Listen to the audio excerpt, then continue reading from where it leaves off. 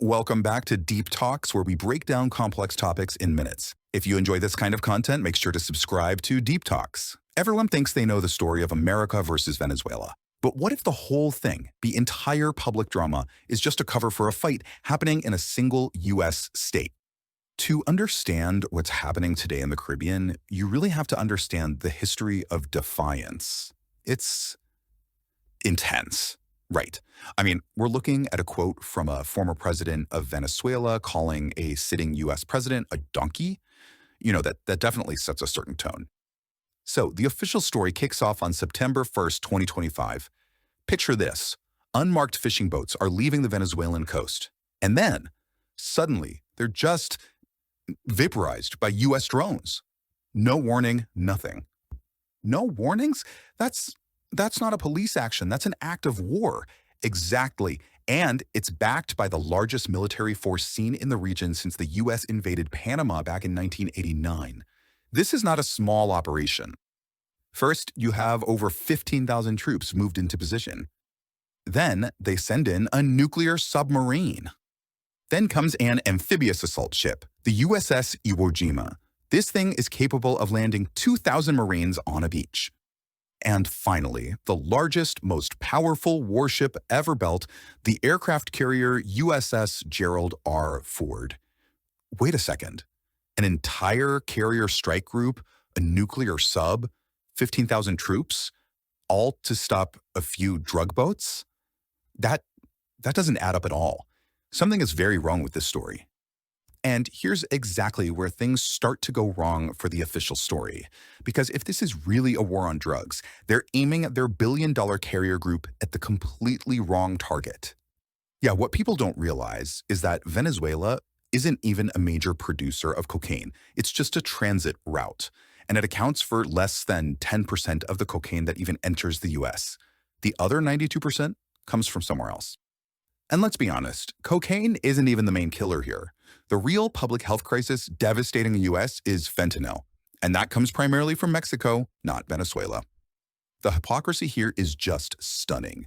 While the US is threatening Venezuela with military force, the administration pardoned the former president of Honduras, a literal convicted cocaine trafficker, just because he was considered an ally. So it's not about drugs. It was never about drugs. This is just the tip of a very, very big iceberg. Okay, so let's go deeper. The first layer below the surface isn't all that complicated. It's about oil, black gold. Venezuela has the largest proven reserves on the entire planet. But hold on, the US is the world's biggest oil producer now, right? Why would they even need Venezuelan oil? Because it's not just any oil. The most valuable, sophisticated refineries on the US Gulf Coast were built for one specific purpose: to process Venezuela's unique, heavy crude oil. They literally can't run efficiently on the light, sweet crude the US produces itself. And there's a huge, shiny company right at the center of this, isn't there? Citgo. You've seen the gas stations? Well, it's a Venezuelan-owned company operating on American soil, and it's worth billions. A very ripe target for seizure. And it's about way more than just one company. It's about controlling the global price of energy. Think about it like this. China is running away with the green energy market. Solar panels, batteries, the whole thing. The US is behind. So what do? You crash the price of oil by flooding the market with Venezuela's massive reserves. That makes cheap gas more attractive than expensive green tech, and it buys the US time to catch up in the new energy race. Okay, so oil is a huge, huge factor. But there's something else at play here, something much older, something that's practically written into America's DNA. For 200 years, U.S. policy in the Americas has been guided by a single, incredibly aggressive idea. It's called the Monroe Doctrine, and what it basically says is that this entire hemisphere, it belongs to Washington. No other global power, not Russia, not China, is allowed to play in their backyard. The thing is, that's changing, and it's changing fast. Just look at South America in the year 2000. It's a sea of American economic influence. The US is the top trading partner for almost everybody. Now look at it today. It's completely flipped. China is now the top trading partner for almost the entire continent. For the Pentagon, those aren't just trade statistics. Those are enemy flags being planted right on their doorstep. That's unsettling. It's a complete reversal of power. This isn't just about Venezuela anymore, is it? It's about pushing back against China everywhere. But here's the strangest part of the entire story.